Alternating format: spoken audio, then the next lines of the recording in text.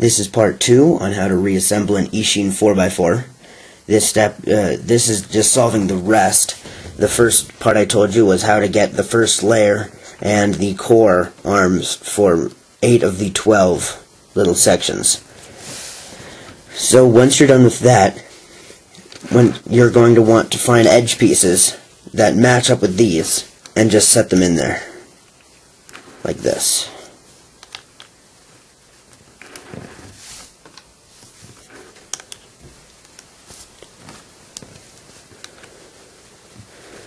Then you will have the third layer done, and this is where you're going to want to go in and build the last sections of your core.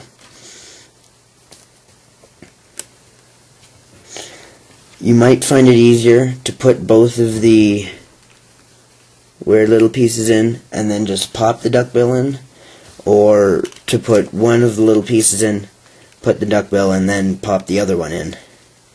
It's really a complete matter of preference as to what you find easier or what you can do easier. Wow, I suck.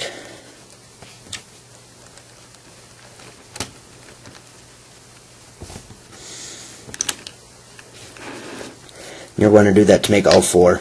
It may be easier just to take the edges out. Those 2 edges out first. So put a little piece in. Duckbill. And there. Now you have your 4 pieces in your 4 core arms, and then you're just going to want to pop your edge pieces back in there, which I was foolish enough to say to put in first. There. Now you're going to want to put in the pegs on every side for your third layer.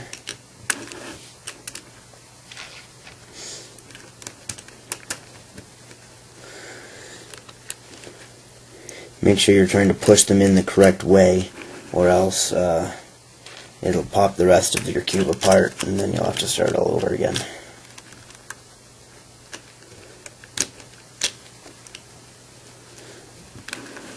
Have your third layer. You can turn it if you really want to, but I would not recommend it because it could pop these pieces out. So then, of the internal core pieces, all you should have left is 4 pegs. Okay, then next, you're going to want to continue to put it back together. You're going to want to put the corners, the pegs, and then the edge pieces. So, I will start aligning the black side corners like this. Once again, if you find an easier way to do it, go for it.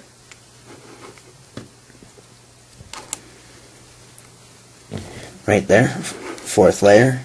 And then you're going to want to put your pegs in the center here.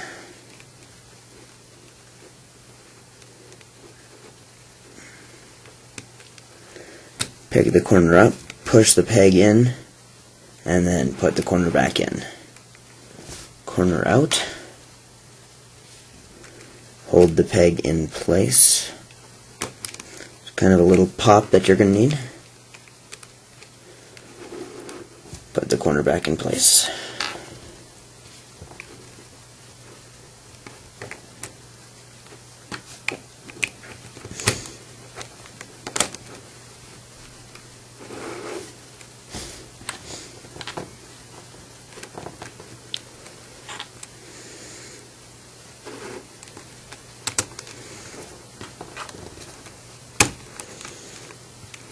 And this is what it would look like when you're done with that step. All 4 pegs and all 4 corners. And then you're going to want to spread the front 2 corners in front of you out a little bit. Find the 2 edges that go there, which in my case are green and black. And then you're just going to want to put them in there. They may take a little bit of convincing, a little pop. Then you're going to turn your cube and do it for the next side.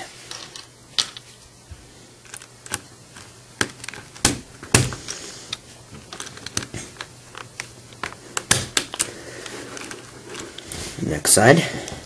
You may have to turn the bottom bit of the piece away like this when you're pushing it in turn it away to clip it in.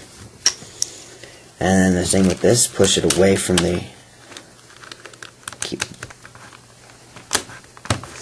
Once you get down to the last 3 edge pieces, it's a little more difficult because the last 4 actually, but now this is one of your last steps to put the last pairs of edges in.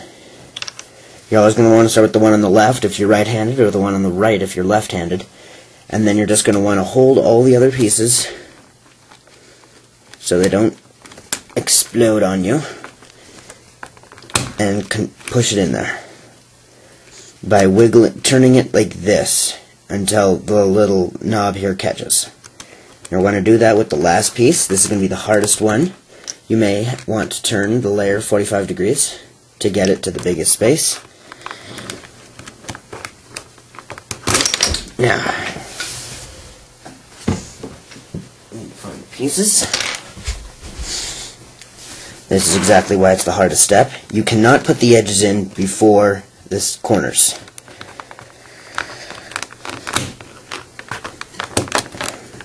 And there you go. Now your Ishin 4x4 is completely back together, except for the center pieces.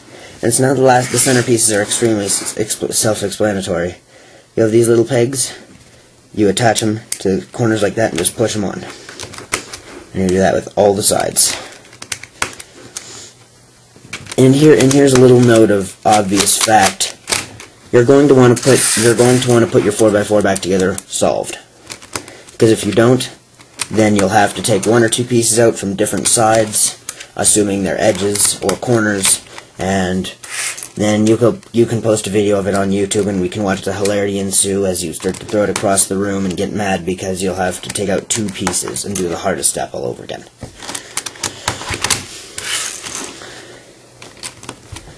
So, putting your center caps in.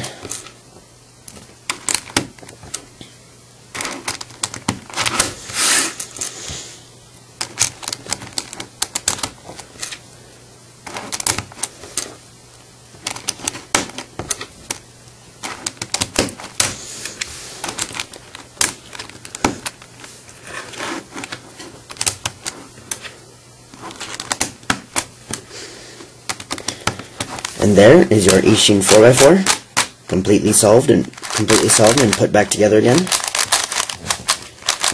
And as with most Rubik's Cubes, if you take it apart and put it back together again, the dust falls out while you're putting it back together, and then it'll be a little smoother. With Ishin, you probably can't tell the difference that much because they're so smooth anyway. But that is my tutorial on how to disassemble and then reassemble the Ishin 4x4.